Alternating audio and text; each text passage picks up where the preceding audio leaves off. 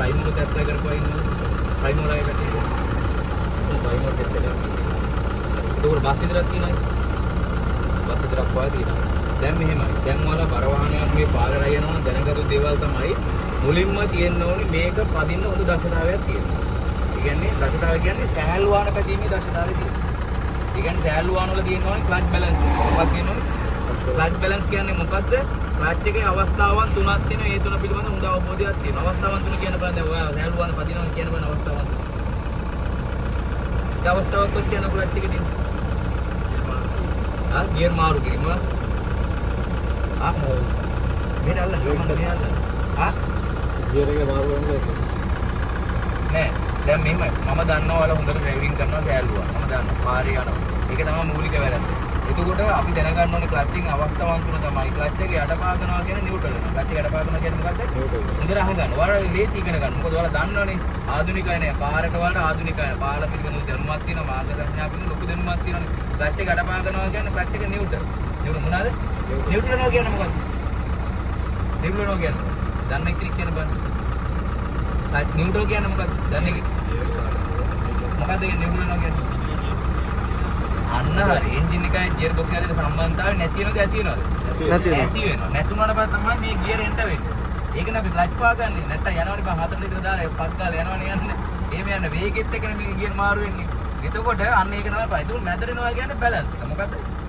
Balance එක. එතනින් උඩ කොට තමයි ක්ලච් එක ස්ලිප් කරනවා.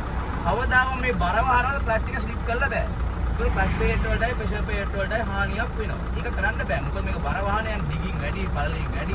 ඒකනේ බං මේ ලොකු මේ ස්පීඩ් එක ලොකුවට තියෙන්නේ පොඩි එකක් දෙනවනේ.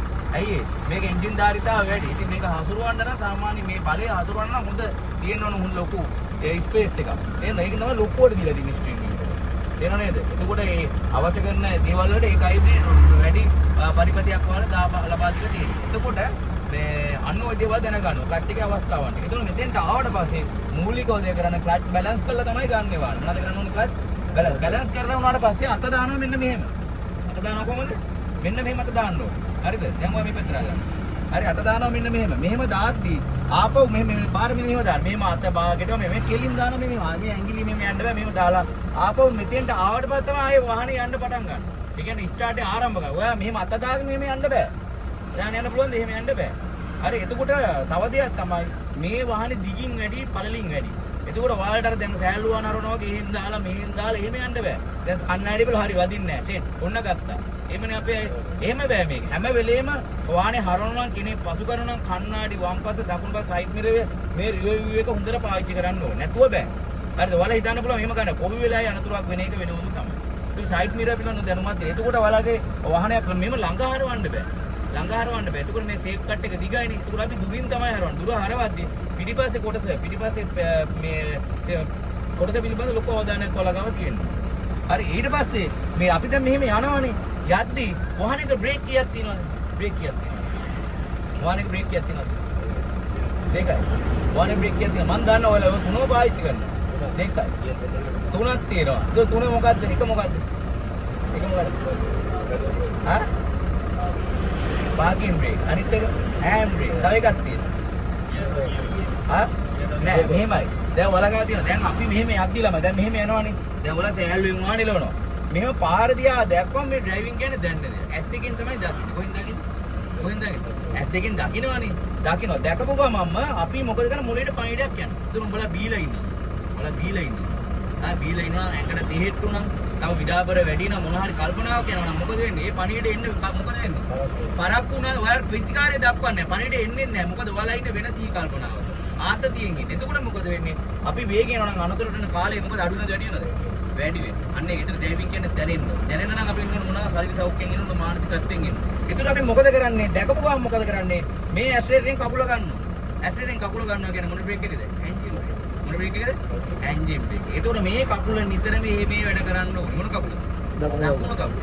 දකුණු කකුල නිතර මේ වැඩ කරන්න. මෙන්න මේ වැඩ කරන්න ඕනේ. ඒ වැඩ කරනකොට වේගය අඩු වැඩි වෙද්දී ගියර් මාරු වෙනවා. ඔන්නෝක තමයි කරන්න තියෙන්නේ. ඒතර මේ ගියර් පටලව ගන්න බෑ, බල්ලා දාන්න බෑ.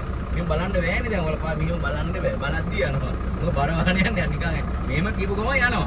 ආයි හිතන්න වෙලා නැහැ. එන්නේ ඒකයි මේ අපි සෑහළු වාහන අවුරුදු දෙකක් පරණලා ලයිසන් එක පරණුවාට පස්සේ අවුරුදු 21ක් සම්පූර්ණ වුණාට පස්සේ තමයි බර වාහන ලයිසන් එක දෙන්නේ. පැත්ත බැරවහන එකක් ඩ්‍රයිවිං කරන උපයන එකක් තියෙනවා. එතකොට මේ සංඥා, එතකොට මේ හෝන් එක පාවිච්චි කරන්න. හරි හෝන් එක පාවිච්චි කරන්න. කණ්ණාඩි බලන්න ඕන. එතකොට මේ ස්ටීරින් වීල් එක මෙහෙම පද්ද මෙහෙම නටනට යන්න බෑ. දැන් තමාරව ඉන්නවා මෙහෙම ගත්ත ගමන් මෙහෙම නටන යන්න බෑ. ට්‍රයල් එක අනිවාර්යෙන් ෆේ. හරි මෙහෙම නටන යන්න බෑ. මේක තිබ්බම ආපහු මෙතෙන්ට ආවා. පුෂ් ඇන්ඩ් පුල් මෙතෙඩ් එක. අදිනවා තල්ලු කරනවා. මේ මෙතෙඩ් එක තමයි පාවිච්චි කරන්න පුළුවන්. වෙනව නේද? ඔන්න ඔය විදියට හරියට මෙතෙන්. එතකොට ආපු ගාම කෙලිම පැටල් වලට මේව දාලා විරලා යන්න ලෑස්ති වෙන්නේ නැහැ. ආපු ගාම මෙතෙන්ට ආපු ගාම මොකද කරන්නේ? රියාසුන නිවෘත්ති සකස ගන්න මෙන්න මෙහෙම. නිවෘත්ති හදාගෙන ඊට පස්සේ තමයි ඔයාලට පුළුවන් සයිඩ් මිරර් හදන්න.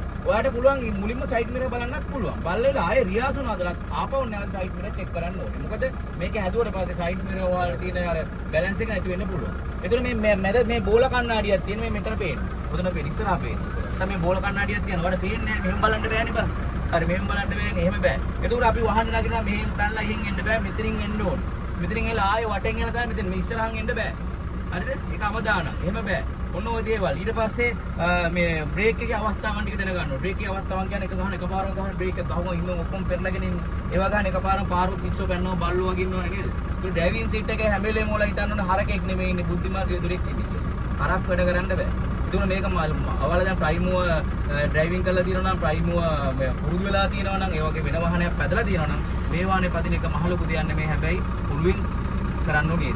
හරි මං කිව්වා කලින් ඇස් දෙකෙන් බලලා පණිවිඩ අරගෙන නිවැරදි ඕතිය වටි කරා. ඒතර ගියර් චේන්ජ් කරද්දි මතක තියාගන්න අංක එකෙන් ආරම්භ කරන බර වාහනයක නම් දෙකෙන් ඇත්තට කමක් නැහැ. ඒ කියන්නේ දෙකෙන් පාට එක අතර ප්‍රශ්න නැහැ. හැබැයි නිතරම මේ දකුණු පැත්තේ කණ්ණාඩිය බලන්නම ඕන. දකුණු පැත්තේ කණ්ණාඩිය බලන්නම ඕන.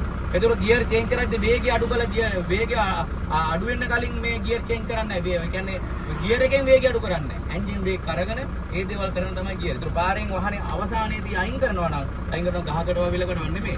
අයින් කරනවා එන්ජින් බ්‍රේක් එක අරගෙන ලස්සනට බලලා ඒ ගේට්ටු තියෙනවාද එතකොට මාංශාන්දි කොටු තියෙනවාද එතකොට ඒවා දැනගන්න. ඊට පස්සේ මේ තියෙන මාර්ග සංඥා පිළිබඳ අවබෝධයක් තියෙන්න ඕනේ. මේ පාරේ මේ සුදු විර දිගටම තියෙනවා. මේ සුදු විර ඩබල් විර තියෙනවා නම් මේ පැත්තෙන් අතර කරන්න බෑ ඔයා. අද කරන්න පුළුවන්ද? බෑ.